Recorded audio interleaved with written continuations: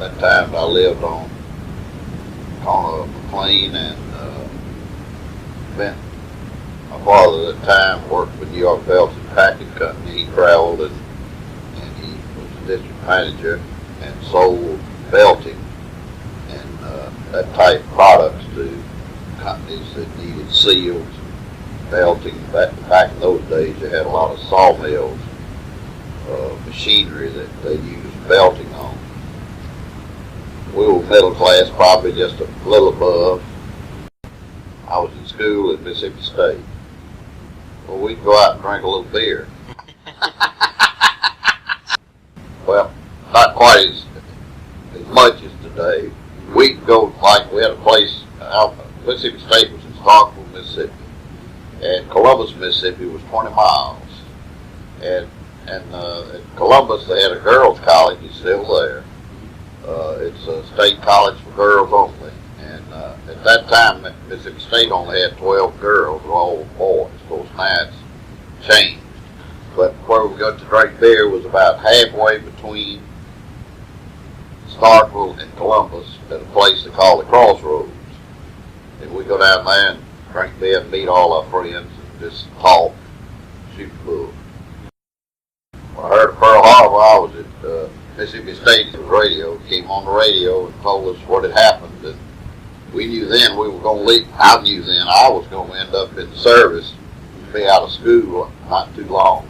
Well, of course, I knew we were having problems with the Japanese, of course, the Germans already, and so it was a surprise though that they attacked us in the morning like they did. We weren't expecting, of course, an attack. Of course, I didn't think we had any knowledge of being going to be attacked. I went in service. I was 21. I thought after they attacked us, I decided I'd volunteer because I felt like I wanted to go in the Navy. So I decided to go on and volunteer for the Navy so I could be in the Navy where I wanted to be.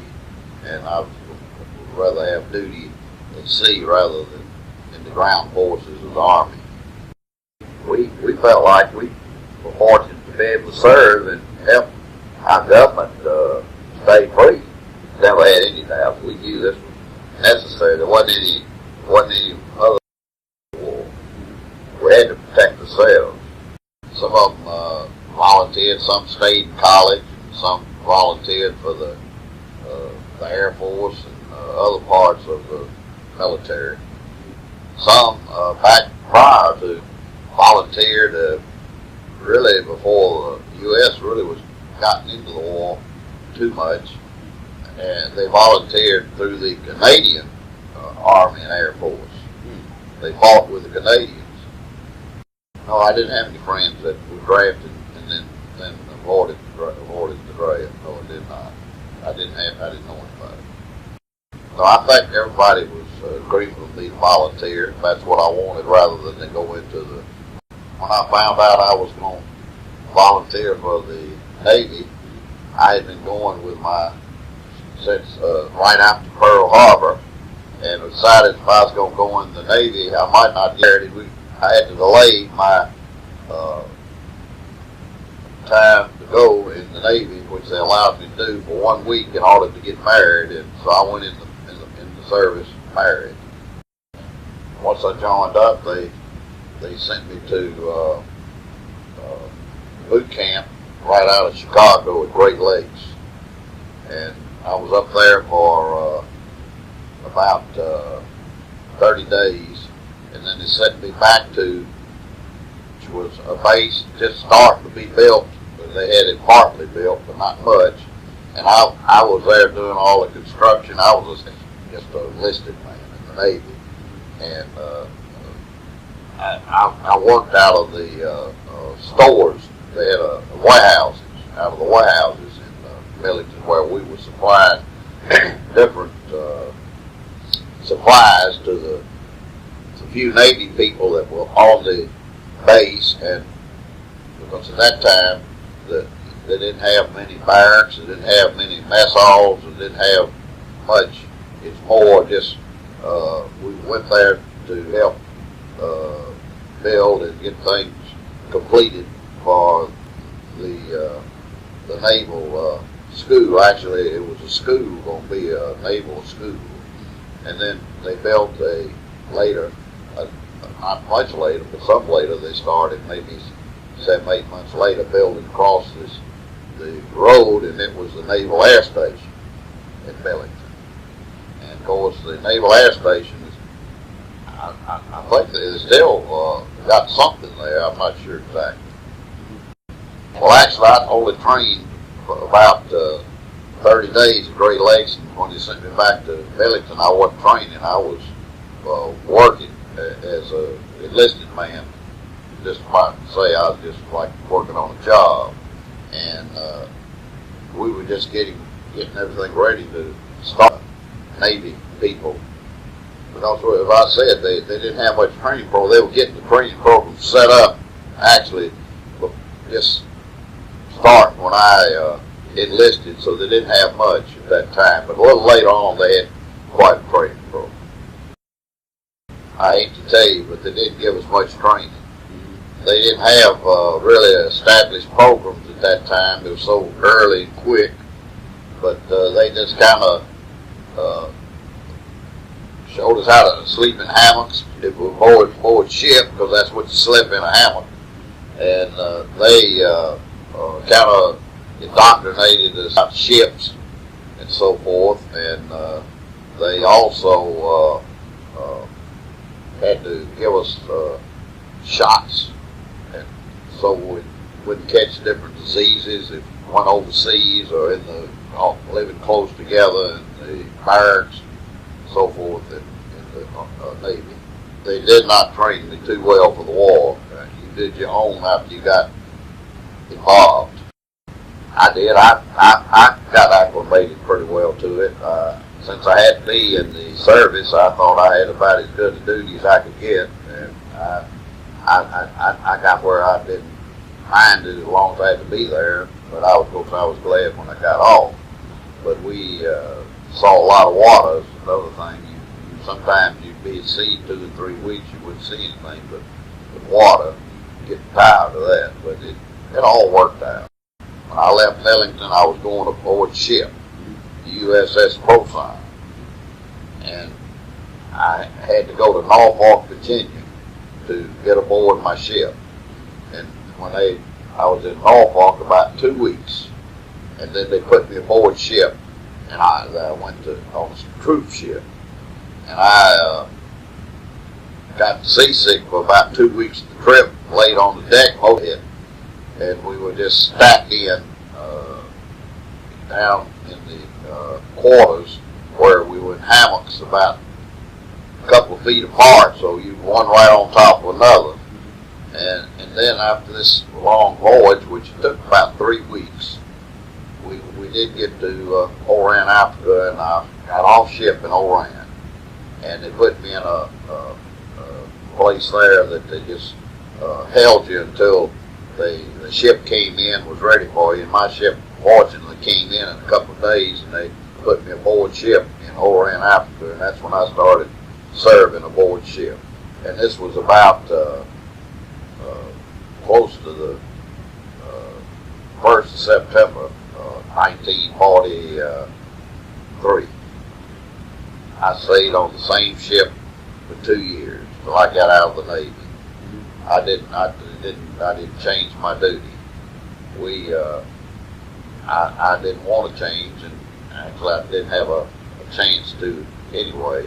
But I served the rest of my Navy career aboard the ship, and I got out of the Navy in September 1945. My specific job on the ship, I got to be a storekeeper second class, and I had the clothing and small stores. That's where they drew their clothes, and then I had the part of the warehouse that took care of the food and so forth. And that's really my biggest job, was just handling provisions and clothing.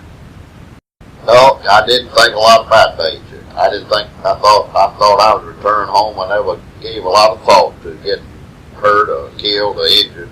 That didn't really cross my mind, and most of my colleagues out there didn't either. We thought we'd get home, and we know we had to do a job, and that's what we did, and we all did get home, and everything worked out very good for us. And what we did, we used to, when we left Africa, we went to Naples, Italy, and we stayed in there until we got ready to make this invasion down.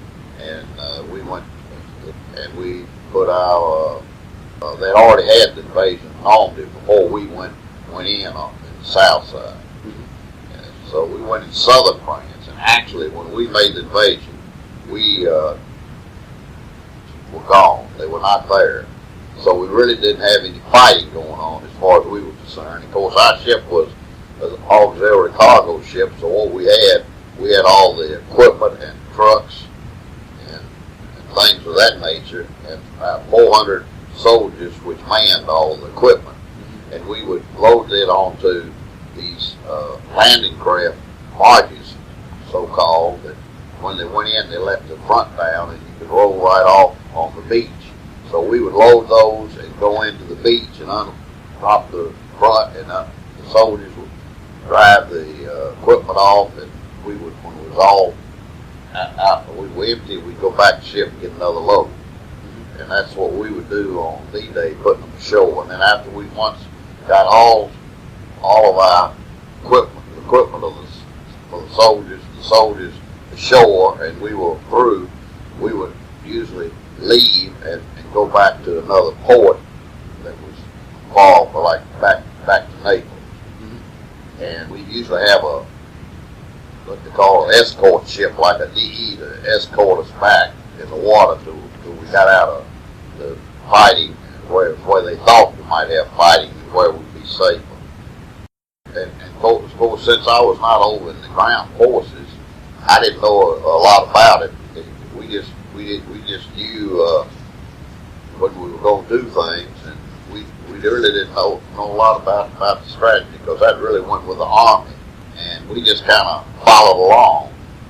We didn't get into the normally fierce fighting, not hand combat like they did over in the ground forces.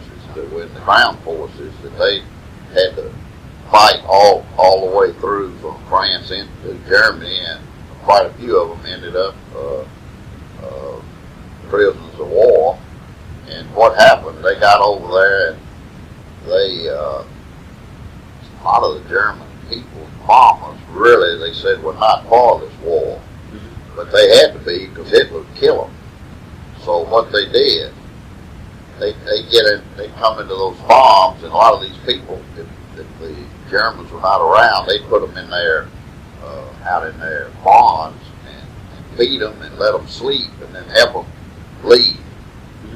So they did get a little help out of some of the German population that were farmers and that type, that really didn't want the war, but they had no choice. So, and then what happens, they tell them that Germans were up there and they were going to end up catching them. They did, they would catch them, and then they put them in these concentration camps. They stayed there until the war was over. Finished the theater over in the Atlantic. We went to the Pacific, and we went through the Panama Canal, and we went to Honolulu. Yeah, we did. We stopped at Pearl Harbor, right?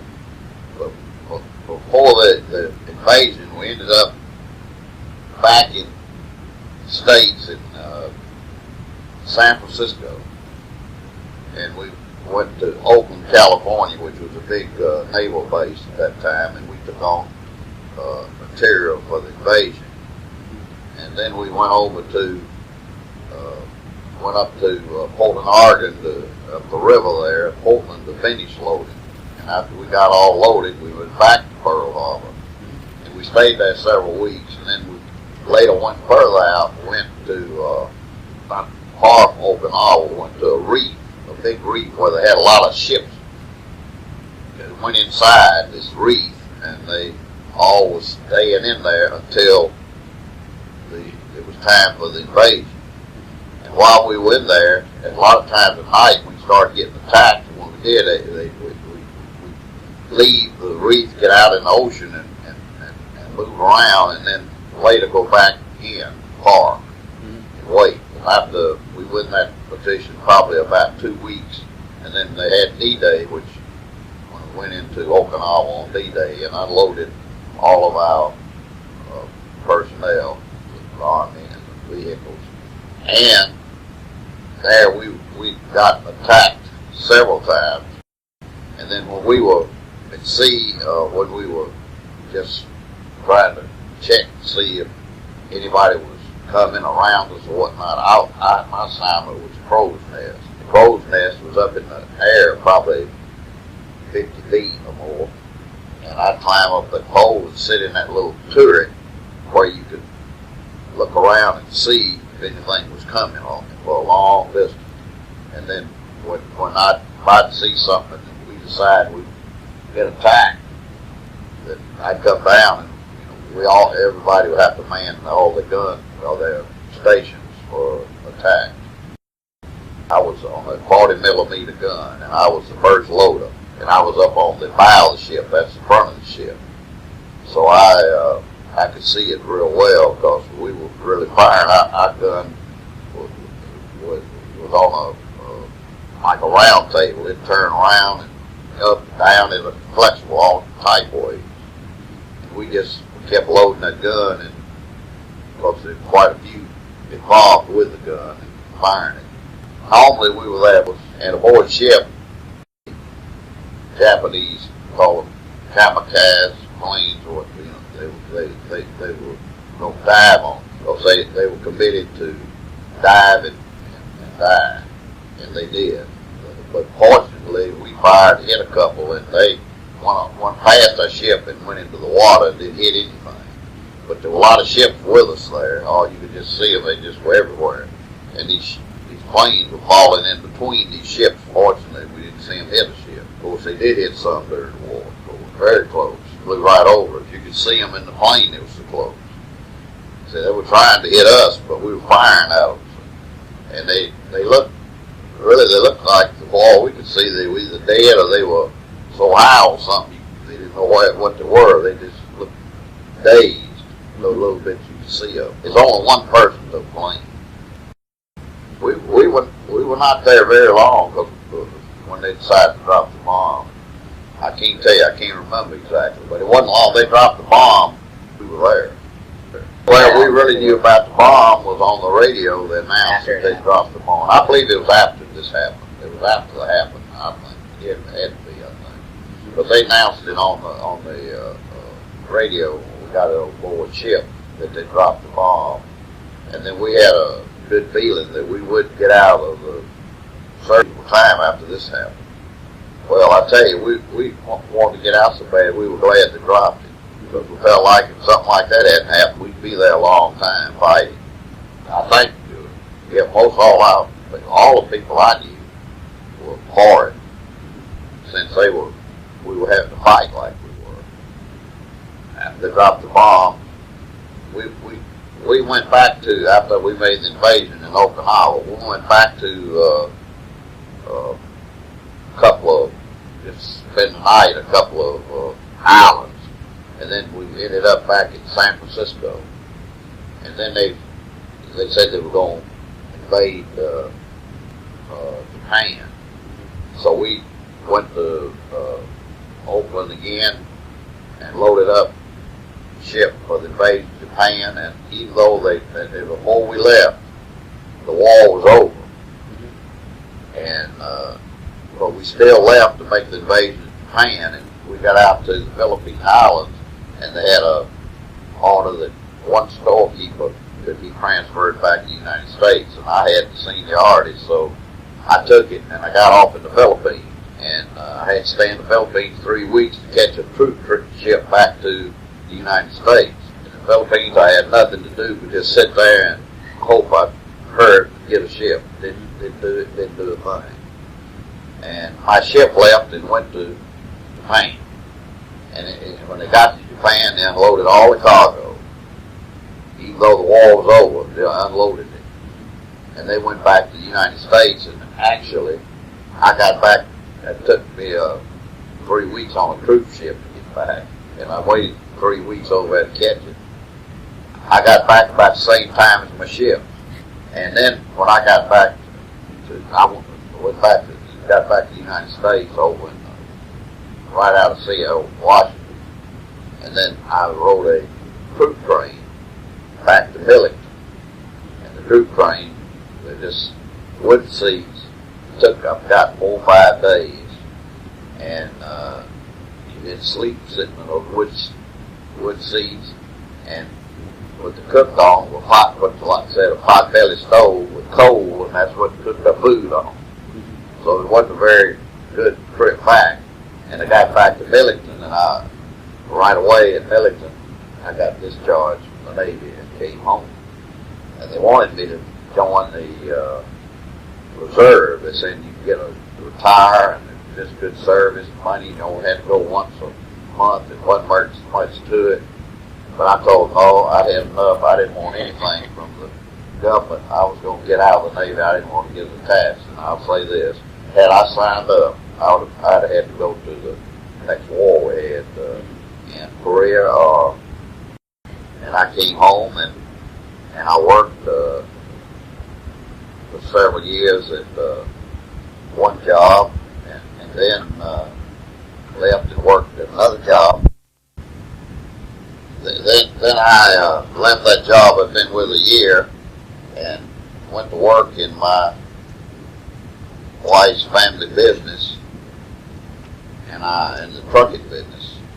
I knew nothing about the trucking business. Sure, it bound to help me some because I never had done it before I went aboard ship, just going to school, and I didn't have any problems really converting to business life. And I stayed on this job all my business life until I retired.